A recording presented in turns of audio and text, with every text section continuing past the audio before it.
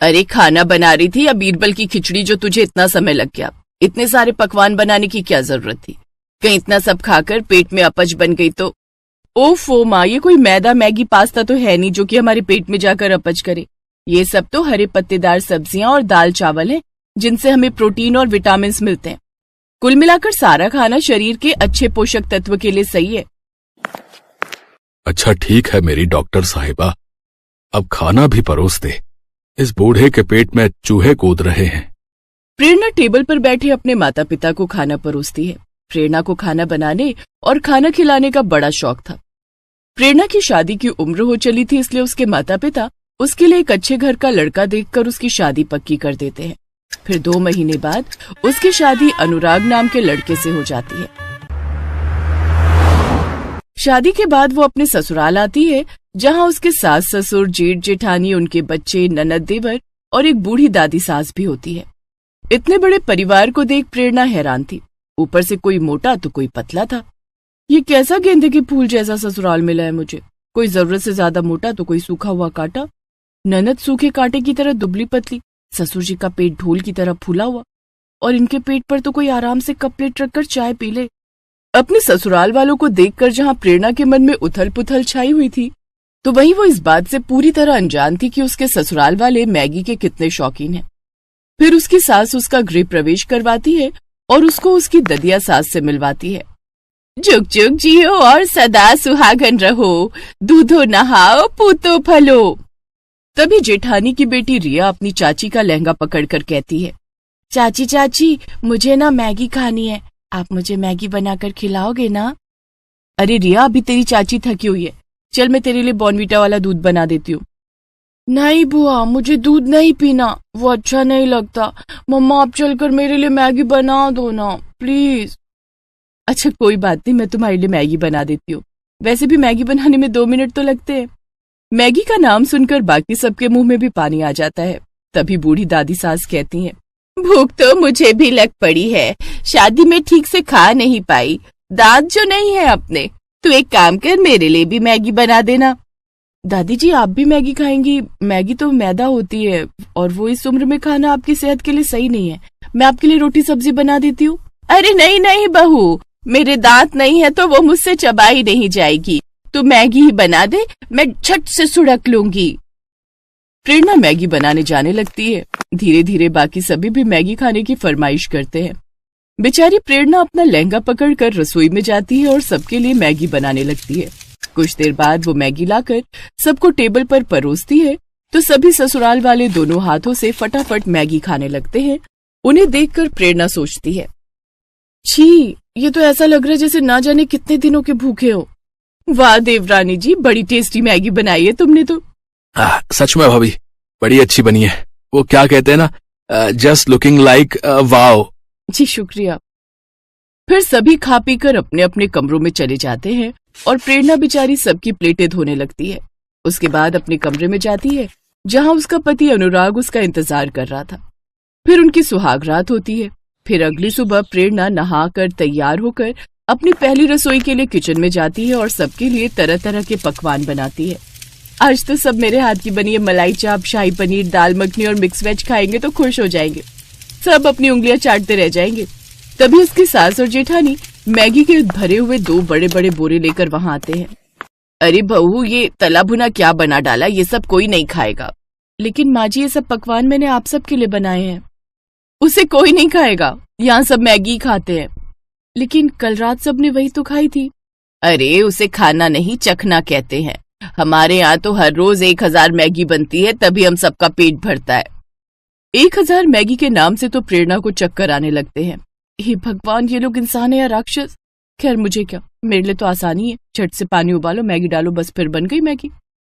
ऐसा करो, आज तुम प्याज के तड़के वाली मैगी, सूखी मैगी, तरी वाली मैगी, मसाले वाली मैगी और मीठी मैगी बना लो। भैंस की पूंछ, 5 तरह की मैगी खाकर ये कौन सा शक्तिमान बन जाएंगे, पपसी कहीं के। अब वो जल्दी जल्दी अलग अलग चूल्हों पर मैगी के पतीले रखती है। बाहर सभी बार बार घड़ी की तरफ देख रहे थे। कुछ देर बाद वो सबको 1000 पैकेट की बनाई हुई मैगी परोसती है। साथ ही अपने बनाए हुए पकवान भी रखती है, लेकिन उसके पकवान कोई नहीं खाता। सब मैगी पर टूट पड़ते हैं और कुछ ही देर में 5 पतीले चाट जाते हैं। फिर सब अपने कमरे में आराम करने चले जाते हैं और बेचारी प्रेरणा सारे बर्तन और रसोई की सफाई में लग जाती है। इसी तरह अगले दिन भी उसके सभी भुक्खड़ ससुराल वाले उससे मैगी बनाने के लिए कहते हैं। भाभी, आज न जरा चटपटी मैगी बना देना। हाँ, कल नमक मिर्च थोड़ा कम था। ठीक है ननद जी, वैसे आप दोनों भी चलिए ना मेरी मदद के लिए। अरे बस मैगी उबालनी तो है, कौन सा उसमें समय लगेगा। जाओ अब देर ना करो, सब खाने के लिए इंतजार कर रहे हैं। जी जेठानी जी। प्रेरणा रसोई में जाती है तो बाहर से आवाज आती है। और कितना समय लगेगा? जी बस लाई। एक तो ये खुद के सारे रायते की तरह फैले पड़े हैं, ऊपर से ऑर्डर तो ऐसे कर रहे जैसे मैं बहू नहीं काम वाली हूँ। मसाले खोलते वक्त वो उसकी आंख और नाक में भी चला जाता है, जिससे उसे आंखों में मिर्च और छींकें आने लगती हैं। वो जल्दी से अपना मुंह धोती है, फिर सबको 2 घंटे बाद मैगी परोस कर देती है। इसी तरह रोज रोज मैगी खाने से सबके पेट में दर्द रहने लगता है। किसी को दस्त, किसी को उल्टियां होने लगती हैं। यहाँ तक कि एक रोज रिया की तबीयत काफी ज्यादा गंभीर हो जाती है। साथ ही ददिया सास की हालत भी बहुत गंभीर हो जाती है। उन्हें जल्दी से अस्पताल ले जाया जाता है, जहाँ डॉक्टर उनसे कहता है, देखिए इनकी आंतों में मैदा जम चुका है। इतनी मात्रा में मैदा खाने से लिवर या किडनी आगे चलकर खराब हो सकती है। आप यकीन नहीं करेंगे डॉक्टर साहब, लेकिन मेरे ससुराल में हर दिन 1000 पैकेट मैगी बनती है। क्या आप लोगों को पता नहीं मैदा हमारे शरीर के लिए कितना ज्यादा नुकसानदायक है? आप लोग ये सब छोड़कर घर का हेल्दी खाना खाइए और घर के कामकाज भी करिए ताकि शरीर हेल्दी रहे, नहीं तो एक दिन तबीयत काफी ज्यादा खराब हो जाएगी। कुछ दिनों बाद वो दोनों ठीक हो जाते हैं और अब प्रेरणा के ससुराल वालों को अपनी गलती का एहसास होता है और वो अब मैगी छोड़कर घर का खाना खाने लगते हैं। साथ ही अब घर के बाकी सब लोग भी प्रेरणा की मदद करते।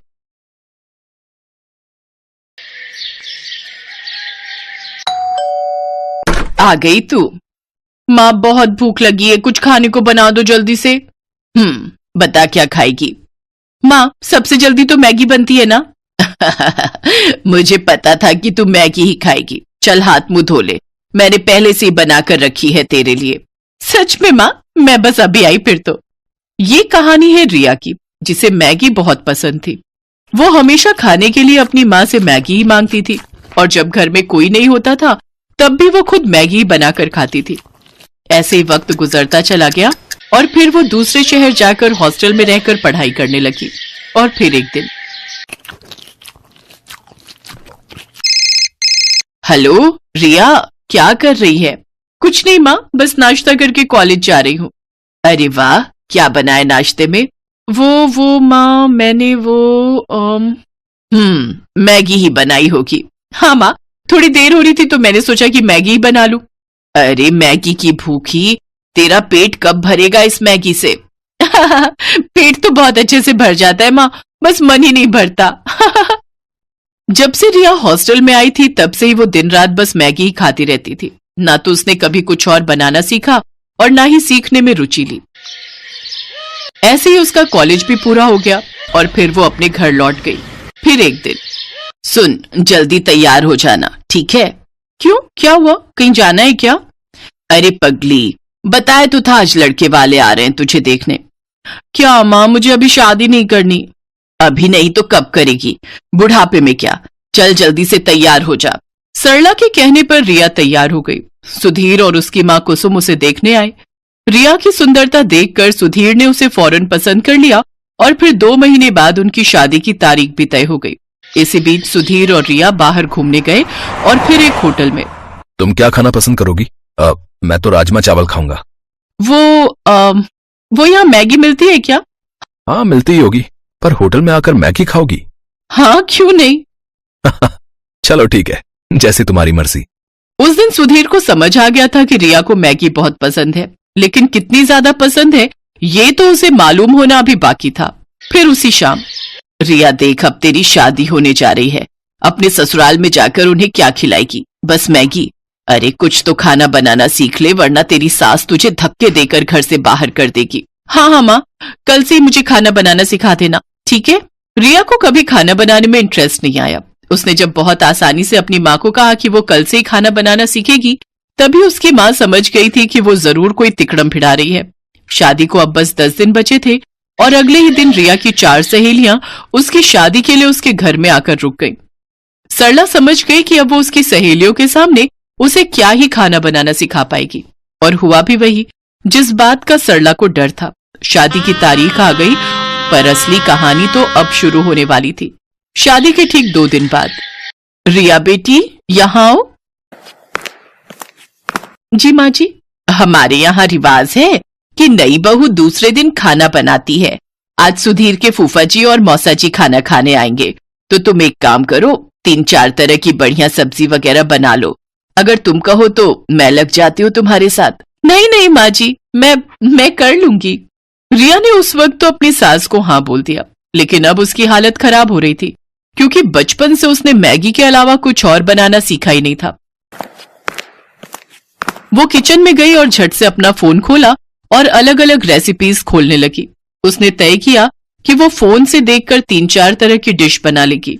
उसने खाना बनाना शुरू किया, लेकिन कुछ ही देर में उसके पसीने छूट गए। चावल जल चुके थे, मटर पनीर में मटर तो थे पर पनीर पूरा घुल चुका था। कढ़ी कच्ची थी और भिंडी में नमक तेज हो गया था। रिया समझ गई कि आज उसकी शामत आने वाली है। तभी बाहर से उसकी सास की आवाज आई, बेटा रिया, खाना बन गया हो तो ले आओ, सब लोग इंतजार कर रहे हैं। उसने झट से बर्तन गैस पर चढ़ाए और उनमें पानी उबलने के लिए रख दिया, और ठीक 10 मिनट बाद वो खाने की टेबल पर उन्हीं बर्तनों को लेकर आई। अरे वाह, बहू ने तो काफी कुछ बना लिया। लाओ बेटा, बड़ी जोर की भूख लगी है। हाँ हाँ भाई साहब, सही कहा, भूख तो जोरों की लगी है। जैसे ही मौसा जी ने पहला बर्तन खोला, वो चौंक गए, क्योंकि उसमें मैगी थी। है, बहू ने तो मैगी बनाई है। दूसरा बर्तन खोलिए भाई साहब, उसमें होगा कुछ। मौसा जी ने जब दूसरा बर्तन खोला तो उसमें भी मैगी ही थी। इसमें भी मैगी है? जी, ये वाली वेज मैगी है मौसा जी। अच्छा, और बाकी बर्तनों में कौन सी मैगी है बहू रानी? जी, वो तीसरे वाले बर्तन में मसाला मैगी और उस वाले में अंडा मैगी है। खाकर देखिए, बहुत बढ़िया बनाई है मैंने।